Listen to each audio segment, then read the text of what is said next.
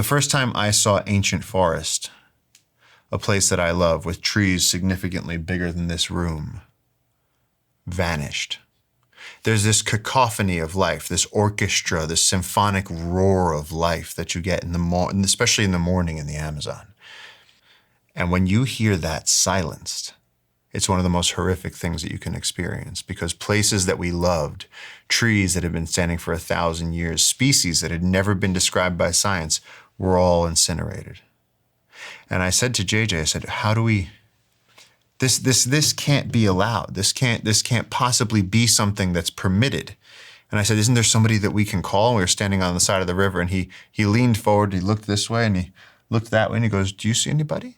He goes, because I don't see anybody. He goes, you have to do something. I said, I have to do something. I said, I'm 19, 20 years old. I said, what am I going to do? I said, I don't have a PhD. I don't have a trust fund. I don't have a media presence. I don't have anything. I had a machete and I had bare food. And so that was the start of the journey, where we said the thing we love is being destroyed. We could see the smoke on the horizon. The trees that we had explored and become to love were laying, smoldering on the ground in front of us. And we said, okay, now we have to figure out a way to change the narrative. The wildest place on earth is about to be destroyed, bulldozed, and burned. How do we save it?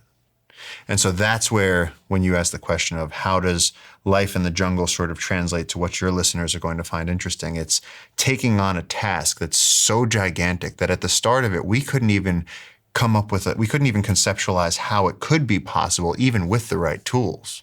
To save the Amazon. To save the Amazon rainforest, let alone for two guys with zero qualifications, bare feet and machetes. And so we started behind zero.